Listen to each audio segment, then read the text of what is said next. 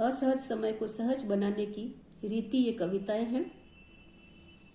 इस संग्रह की सभी विशेषताओं के साथ सोने में सुहागा यह कि इसकी भूमिका हिंदी राजस्थानी के चर्चित साहित्यकार आलोचक मालचंद जी तिवारी ने लिखी है।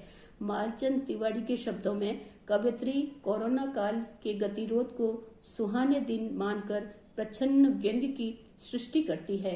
नेहा की काव्य भाषा सर्व समावेशी है। इसमें हिंदी के उस रूप को बरता गया है जिसे हम हिंदुस्तानी कहा जाता रहा है कहते हैं। नेहा की भाषा में उर्दू के बोलचाल के मुहावरे और शब्दों की ऐसी रसाई है कि अनेक कविताओं को उर्दू की नज्म विधा में शुमार किया जा सकता है। कमोवेश सभी खंडों की कविताओं की कैफियत और लबो लहजा नेहा की सच्ची तबह आजमाई अर्थात काव्याभ्यास की ईमानदारी का साक्षी है।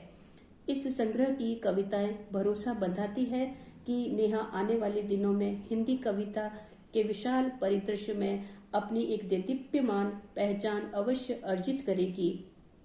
मैं अपनी भावनाओं को भी इसमें समावेशित करती हूँ। ये मालचंद तिवारी जी के भाव थे, उनमें मेरी भावनाएं भी उनके साथ जुड़ी हुई है।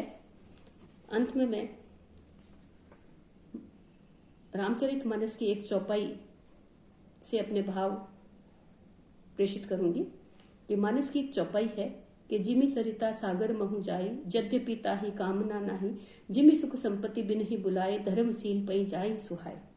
नदियों का एक स्वाभाविक गुण होता है कि वे सागर में विलीन होकर ही पूर्ण होती है बिना किसी कामना के। ठीक उसी प्रकार धर्मशील व्यक्ति के पास सारी सुख संपत्ति उसे प्राप्त हो जाती है। नेहा अमरावत की कविताओं के विषय में भी यही बात लागू होती है कि धर्म का आचरण अर्थात काव्य सृजन में ईमानदारी व निष्ठा से अंतर्मन के गहनतम भावों को बुद्धि में आरोपित कर हृदय पटल के कैनवास पर शब्दों से उकेरा जाए तो स्वाभाविक ही सारे काव्य गुणों का उसमें समावेश हो जाता है। तो ये सारी कविताएं उसी काव्य गुणों से उन्हीं काव्य गुणों से ओतप्रोत है। मैं नेहा को बधाई देती हूँ, आशीर्वाद देती हूँ, आगे भी उसका सृजन ऐसे ही चलता रहे।